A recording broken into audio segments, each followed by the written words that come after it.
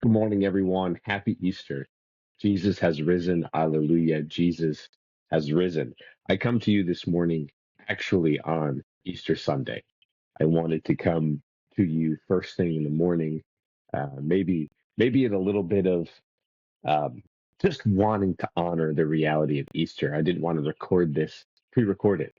I just wanted to be here with you on Easter Sunday in my own imperfection as the sun begins to rise over my shoulder over here in the hope of a new beginning.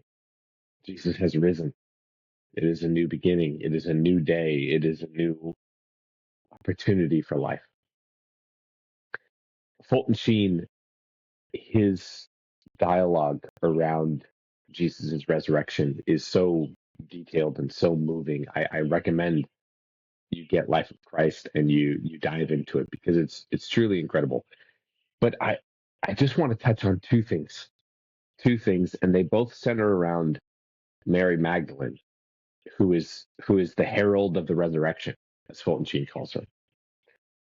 And the first thing is that Mary goes to the tomb first thing in the morning, just like this, before the sun even rises. First thing in the morning, she is going to the tomb of Jesus to anoint the body of Jesus.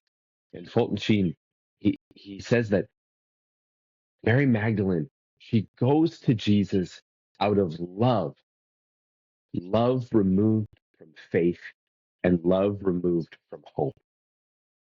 So she goes to anoint the body. She doesn't go to welcome the resurrected Jesus. She doesn't go in anticipation. She doesn't go expecting Jesus. She goes expecting death. She goes expecting sadness. She goes expecting to weep tears of sorrow. And so Fulton Sheen, he writes in this section, he's like, maybe we have devotion for Jesus. Maybe we really respect Jesus. Maybe we really love and appreciate Jesus. But do we have faith in Jesus? Do we have faith in the resurrection? Do we go into some of the darker places, into some of the more difficult topics of our own lives? Do we enter into the crosses of our experiences with faith? Maybe with love, maybe like, yeah, Jesus will be with me, he will take care of me, but with faith anticipating a resurrection, faith anticipating something new. And then the second thing is he details how Mary Magdalene um, was just very, very confused. Angels appear to her, and she's like, "Where have you taken the body?" And um, and she's just thinking that somebody has moved the body. And she even sees Jesus, and she doesn't recognize him. She mistakes the resurrected Jesus for a gardener, right? She mistakes the resurrected Jesus for a gardener. Like, her mind can't even comprehend the idea that Jesus would still be alive. And the thing that awakens her soul, the thing that removes the scales from her eyes, that brings about the ability to see the resurrected Jesus, is her name, is the sound of her name. I was thinking about this.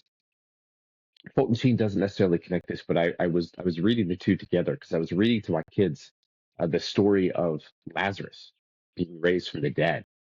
And what raises Lazarus from the dead? The sound of his name. Jesus calling his name is what raises Lazarus from the dead. He shouts it. And in the depths of death, Lazarus hears the voice of Jesus and comes alive again. And so Mary, her faith was dead until she hears her name. And when she hears her name, her faith is alive again. And she can see Jesus. And she can see the resurrected God before her, alive and full of love.